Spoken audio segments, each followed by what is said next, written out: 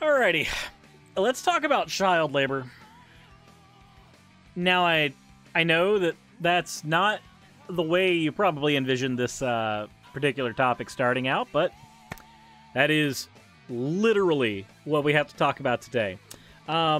So, first of all, though, before we talk about that, Glubbinex has given us a lovely piece here.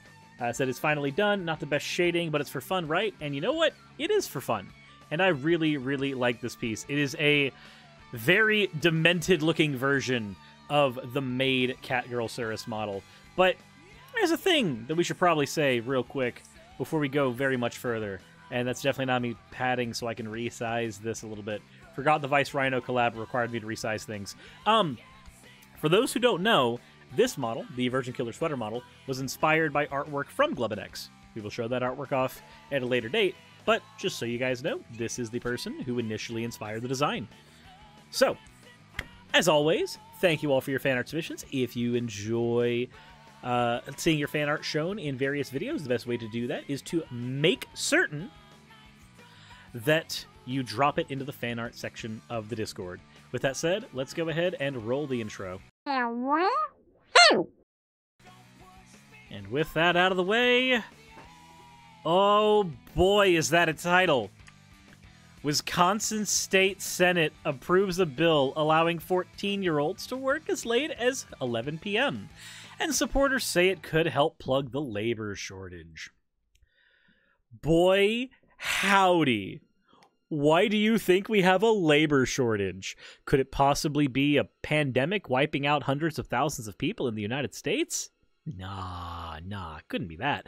Oh, why else would we have a labor shortage? Could it potentially be that not only do we have that problem, but people have started to realize that their labor is actually worth a lot more than people are trying to pay them?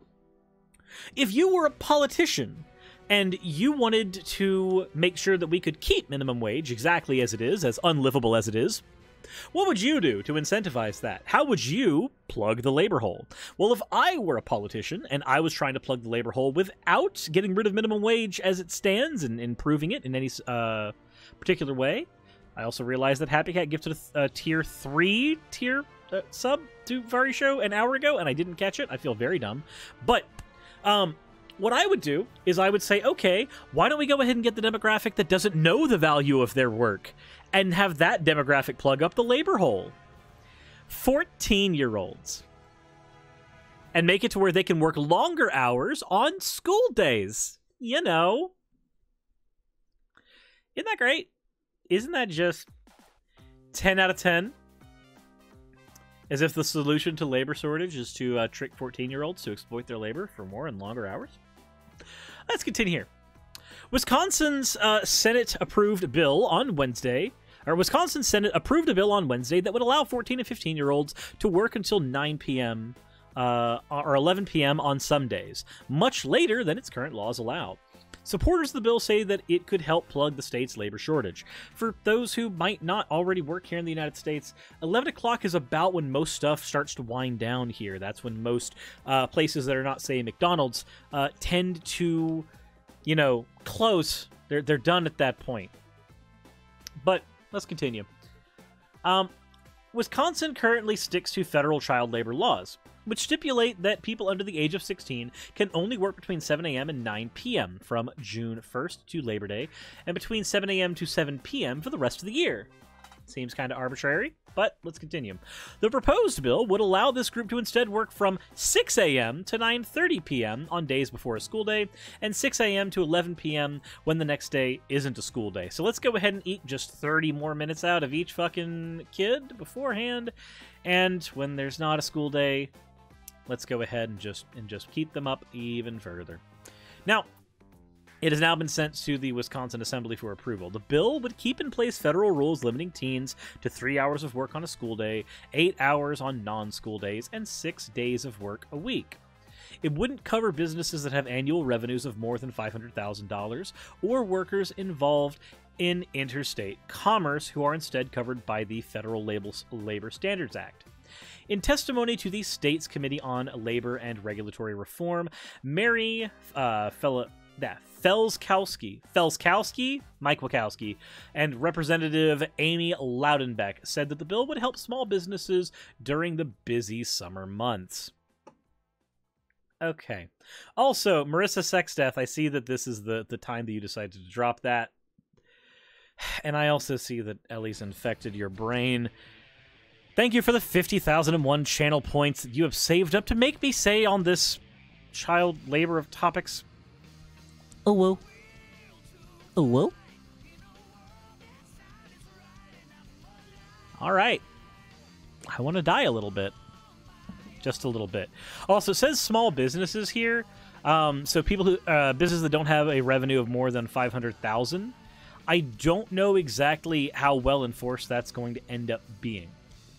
Businesses throughout the state see a massive increase in traffic during the summer tourist season, so much so that it can be difficult to find employees to work odd hours and seasonal times. As a result, businesses often hire young people.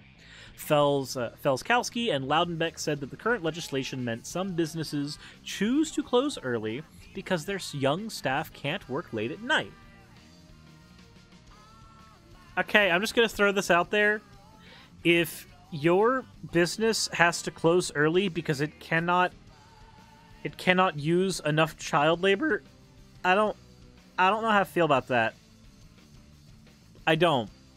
Junie, thank you very much for redeeming your points for an oh well. Now, granted, I can understand on one sense, like there's a family-owned business, and you know you have your kids help run the business. I can kind of get that. I can kind of understand that. But I don't think that's going to be everybody who actually falls under this category. Not to mention, again, it's so inconvenient that your store has to close because you can't use kids. Sorry, the wording of that sentence just feels really weird to me. Also, Silver J, thank you very much for redeeming your points for an Ada. You fucking degenerate. Oy. But let's continue. Hotel and tourism lobbyists are in favor of the bill, but it's opposed by the Wisconsin AFL-CIO, a federation of unions, as it probably should be. The Wisconsin Restaurant Association said in June that it supported extending workers' hours for teens to help solve staffing issues. CEO Kristen Hilmer said that the restaurants across the state had been boosting wages because of their struggle to find staff, noting that some entry-level dishwashers were starting out at $15 an hour or higher. That's a good thing. No. Do not start hiring kids to solve the problem of having to pay your employees fair wages. Wait. Phantom Rem says, no, you did it. Oh, no, I am wrong. I was wrong. That was Phantom? Okay. It just read weird.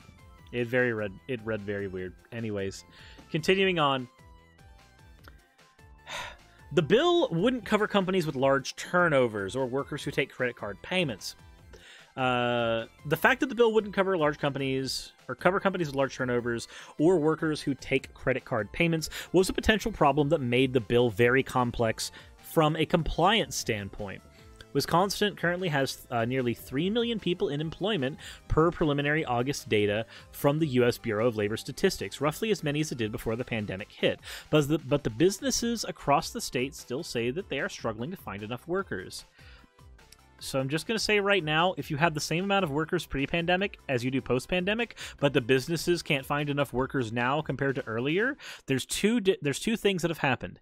Either you have gained more customers and therefore need to hire more staff, or this song is rapey and we're not playing it. Sorry. Or, alternatively, and this is just pulling out from my ass. I'm just pulling this out from my butt.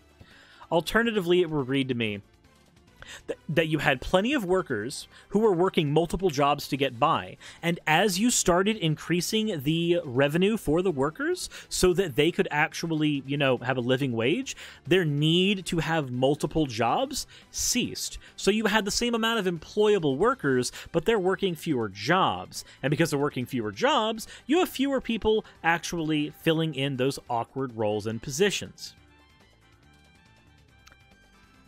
Maybe that's just pulled out of my ass. Let me know in the comments section if there's any validity to that, but that's my theory. I could be wrong, and I will at least be honest that it's a theory and only that.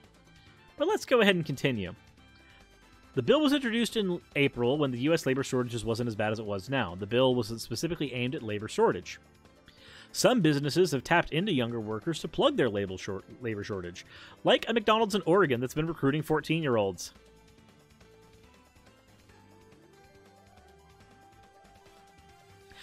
I do not want 14-year-olds working around that equipment. I still have scars from when I was working there at 18. I do not want children working around that equipment. No. But okay. Sure thing. Wisconsin minimum wage is $7.25. Correct. But they have been... So it said in the article that some businesses have actually started increasing their wages to $15 an hour, which means that this, to me, reads as a way to try to keep their minimum wage low so that they can just hire workers who will work for that minimum wage. Yeah, no kitchen jobs for kids is not a good idea. Yeah, no, kitchen jobs can be brutal. You don't miss the fry baskets from McDonald's. I was frequently on fries when I worked there. Should I do a whole video talking about, like, my time at McDonald's? Should I do that? Because, like, I got some weird stories where that place is concerned.